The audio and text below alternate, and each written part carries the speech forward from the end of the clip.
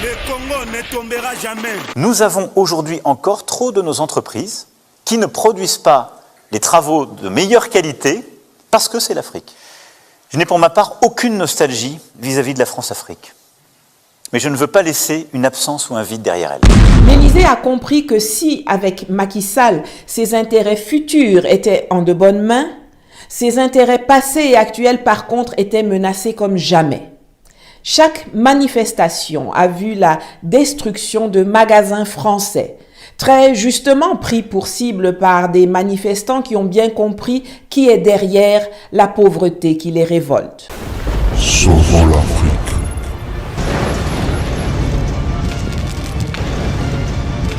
Bonjour, je m'appelle Nathalie Yamb. Après avoir entretenu le suspense pendant de nombreux mois, le 3 juillet, Macky Sall a annoncé qu'il ne briguerait pas un troisième mandat à la tête du Sénégal. Mes chers compatriotes, ma décision, longuement et mûrement réfléchie, est de ne pas être candidat à la prochaine élection du 25 février 2024. En soi, cela n'a rien d'extraordinaire car c'est juste le respect de la Constitution qui prévoit que nul ne peut faire plus de 2 mandats consécutifs. Et pourtant, cela appelle 2 remarques de ma part. Premièrement, si Macky Sall a reculé pour l'instant, c'est grâce à la mobilisation populaire. Il sort en marchant sur un tapis rouge jonché de cadavres, imbibé du sang des enfants sénégalais tués par ses forces de l'ordre et les nervistes recrutés et armés par ses proches. Il sort avec des prisons remplies de plus de 700 détenus politiques, avec une justice, une police, une gendarmerie dégradée aux yeux des populations qu'elles sont censées servir. Et aussi avec un processus électoral dont la composante parrainage, introduite en 2018 pour l'élection présidentielle, a été déclarée illégale par la Cour de justice de la CEDEAO en 2021, mais est toujours en place. Deuxièmement, je l'ai répété à chacune de mes prises de parole, se focaliser sur le 3e mandat de Macky Sall est une erreur stratégique, car ce n'est pas Macky Sall, l'adversaire principal, mais le système france-africain dont il est un des pions. Je pense que personne n'aura le mauvais goût de venir nier la réalité de la nébuleuse France-Afrique, que nous dénonçons depuis des décennies et que d'autres avant nous dénonçaient déjà. Maintenant que Emmanuel Macron lui-même en a admis non seulement l'existence, mais également les méthodes de fonctionnement à la veille de son départ pour les colonies le 28 février 2023. Sauvons l'Afrique. Nous avons trop souvent eu une logique de rente dans notre rapport au continent africain. On a considéré que parce qu'on était la France, même quand on faisait mal, même quand on était plus cher que les copains, même quand les solutions de financement étaient moins bonnes, on allait continuer d'être pris. Je le dis parce que je l'ai vu. Nous avons aujourd'hui encore trop de nos entreprises qui ne produisent pas les travaux de meilleure qualité parce que c'est l'Afrique. Je n'ai pour ma part aucune nostalgie vis-à-vis de la France-Afrique. Mais je ne veux pas laisser une absence ou un vide derrière elle. L'Élysée a compris que si, avec Macky Sall, ses intérêts futurs étaient en de bonnes mains, ses intérêts passés et actuels, par contre, étaient menacés comme jamais. Chaque manifestation a vu la destruction de magasins français, très justement pris pour cible par des manifestants qui ont bien compris qui est derrière la pauvreté qui les révolte. Le président sortant est devenu le maillon faible. Il fallait qu'il se retire. Pour sauver la face, notre amateur de dessert dit dans son discours qu'il avait décidé depuis 2017 de ne plus se représenter. Affirmation qu'il a lui-même contredite quelques instants plus tôt en avouant qu'il avait tardé à venir parler aux Sénégalais et au monde parce qu'il avait pris le temps d'une longue réflexion. Mais si depuis 2017 tu as décidé de ne plus te représenter, pourquoi alors as-tu besoin de réfléchir longuement en 2023 avant de venir renoncer ? Également, à 7 mois de l'élection, aucune figure n'émerge dans son camp, aucun successeur naturel comme Bazoum pour Issoufou au Niger. Non, La décision de Macky Sall est le fruit de pressions extérieures et les grosses gouttes de sueur qu'il a dû essuyer à 2 reprises pendant son speech en attestent. Ce n'est pas la succession de Macky Sall qui se joue au Sénégal, mais la pérennisation de la France-Afrique à un moment ultra crucial pour une France, pour une Europe à bout de souffle, endettée jusqu'au cou, à court d'énergie et en phase de désindustrialisation. Le gaz et le pétrole sénégalais ne peuvent pas, ne doivent pas tomber à moindre coût dans d'autres mains que celles des Européens. La forfaiture est déjà là, les choses ont déjà été négociées avec Macky Sall. Les chiffres scandaleux sont connus et son ministre du pétrole avait démissionné avec fracas en 2017, outré par les manigances du président de la République qui privilégiait les intérêts de la France à ceux du Sénégal. Sauvons l'Afrique. Ce qui est plus grave, c'est que M. le Président de la République a révélé les raisons pour lesquelles il a une préférence sur Total. Il a bien dit que c'est parce que la France nous donne de temps en temps des sucettes. 65 milliards pour payer les salaires, 100 milliards pour ceci et cela. Et que pour cette raison, Total qui était 5e, je soutiens, je maintiens et je répète que Total était 5e et que BP et Cosmos étaient premières. Et que Total a fait des offres qui sont de loin les plus mauvaises ou les pires qu'on ait jamais enregistrées depuis 1985 au moins. Et dans ces conditions, moi, je suis de la génération qui lutte pour l'émancipation et l'indépendance économique, sociale et politique de notre pays. Je ne suis pas de ceux qui pensent que parce que la France nous donne des sucettes qu'on doit leur donner notre pétrole en échange sans exiger le juste prix. Je maintiens que le classement fait par Petrosen mettait Total en 5e position sur 6 et que BP et Cosmos, le consortium BP et Cosmos était premier et de très loin. Et que les offres de BP et Cosmos sont de très loin meilleures que l'offre de Total. Parce qu'on doit intégrer non seulement le bonus de subminiature, mais le partage du revenu du pétrole une fois ou du gaz une fois qu'on aura le gaz et le pétrole. Et sous ce rapport, sur certaines tranches, dès les premières tranches, il y a des différences de 10% entre l'offre de BP, Cosmos et l'offre de Total. Et sur certaines tranches, ça peut aller jusqu'à 23%, c'est-à-dire plus de 1/5 de notre pétrole de différents qui partirait pour Total, alors que BP nous offre de nous donner ces 23% en plus. Leurs ressources ne doivent pas bénéficier aux Sénégalais dans leur ensemble ou ne doivent pas être vendues au plus offrant. Non, c'est de cela dont il s'agit. J'en ai déjà parlé à plusieurs reprises depuis plusieurs mois sur mes réseaux sociaux et je l'ai répété lors d'une marche à Genève le 11 juin dernier. Vous pourrez vérifier mon discours sur mes chaînes Facebook et YouTube et en profiter pour vous y abonner et contribuer à mes cagnottes si ce n'est pas déjà fait. Nous sommes donc face à 3 scénarios. Le premier, Sonko est déclaré éligible, il gagne la présidentielle.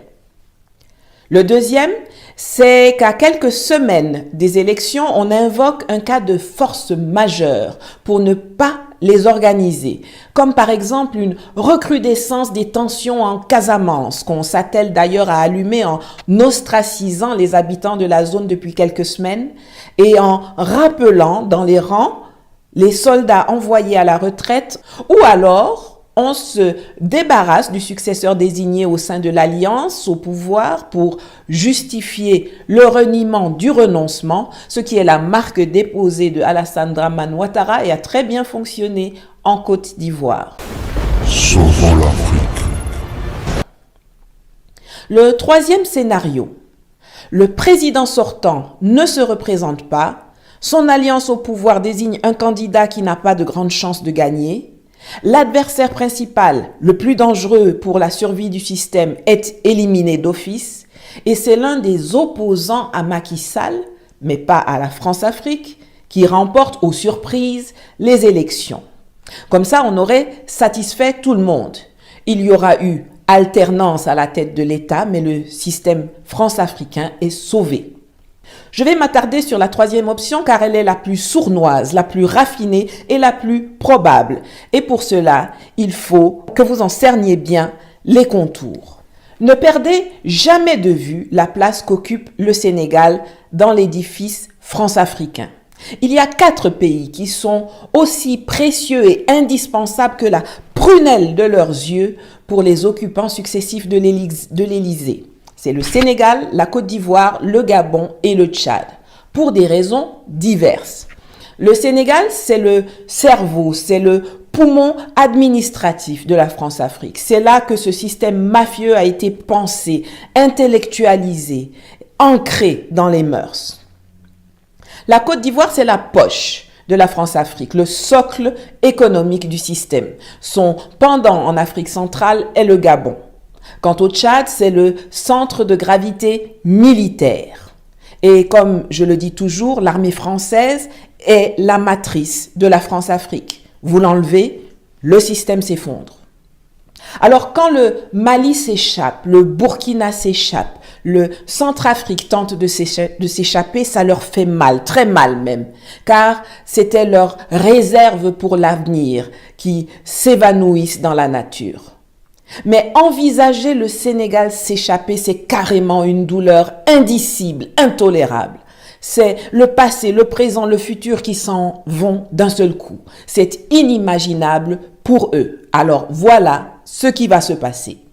L'Élysée va tenter de blaguer Ousmane Sonko, lui passer des coups de fil, l'assurer qu'on n'a rien contre sa candidature, qu'on est à ses côtés, et essayer en parallèle de le détourner des promesses qu'il a faites aux Sénégalais, d'influencer son agenda.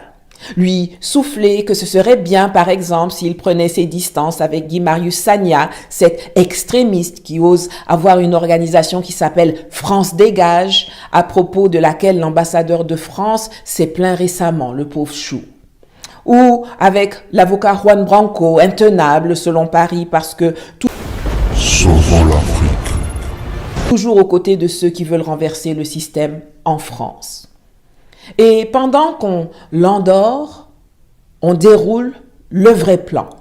Jusqu'ici, les manifestations populaires qui ont fait trembler le régime ont surtout été du fait des membres et sympathisants du PASTEF et de ses alliés. Mais l'annonce d'une candidature de Macky Sall aurait jeté encore plus de personnes dans la rue, car il y a des gens qui n'ont aucune sympathie pour Sonko, mais qui sont aussi viscéralement contre un 3e mandat de Macky Sall ou contre la rupture d'une tradition démocratique dont ils sont fiers. En déclarant qu'il ne se présentera pas, Macky désamorce cette crise qui aurait vraisemblablement balayé son régime avant l'heure. Il peut dorénavant procéder à l'arrestation d'Ousmane Sonko sans que l'ensemble du peuple se soulève. Car le vrai plan, ce n'est pas seulement d'empêcher Sonko d'être candidat, mais également de l'empêcher de faire campagne pour quelqu'un d'autre au cas où sa candidature serait invalidée. Donc, il faudra soit l'envoyer à Rebeuss, soit le maintenir en résidence surveillée, comme c'est le cas depuis plusieurs semaines, mais en lui coupant tout moyen de communiquer avec l'extérieur. Fini les lives et les coups de fil, sauf ceux de l'Élysée et du Quai d'Orsay. En parallèle, la suite du plan sera implémentée avec la réinscription de Khalifa Sall et Karim Wade sur la liste électorale et l'acceptation de leur rééligibilité, après avoir purgé leurs peines de prison respectives. Karim, qui réside au Qatar, a d'ailleurs fait un petit gasoil en Turquie pour s'inscrire discrètement sur la liste électorale le 17 avril dernier, en violation des dispositions du code électoral sénégalais. Ce qui avait été impossible en 2019 s'est fait au calme en 2023. Et Macky Sall a annoncé dans son allocution de lundi qu'il avait convoqué le Parlement pour procéder à des modifications législatives. Pour Emmanuel Macron, le successeur de Macky Sall pour sauver le système doit venir de l'opposition afin de désamorcer toutes les mines qui pourraient faire échouer le plan.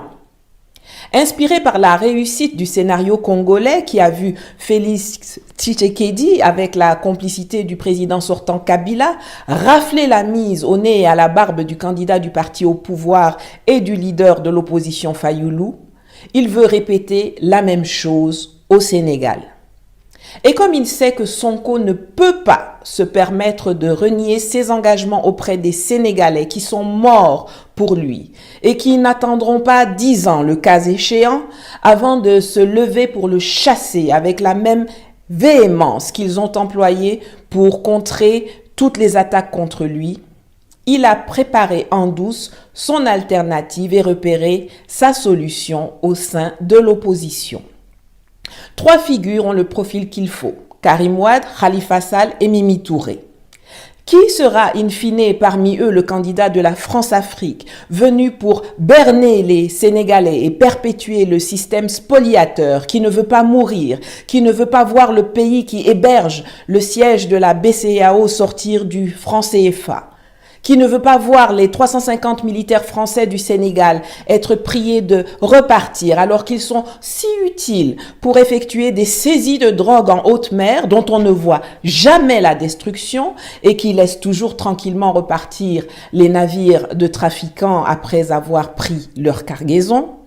Une France-Afrique qui ne veut surtout pas assister à la mise en œuvre d'une gestion souveraine et dans l'intérêt du peuple sénégalais des ressources gazières et pétrolières, comme Ousmane l'a décrite dans son livre qui va s'afficher sur l'écran et que vous pouvez télécharger gratuitement dans mon canal Telegram. J'ai ma petite idée là-dessus et j'en ai fait part depuis longtemps à qui de droit. Mais ce n'est pas seulement moi qui dois parler. Dites-moi dans les commentaires ce que vous pensez. À bientôt. Jerry Jeff. Le Congo ne tombera jamais.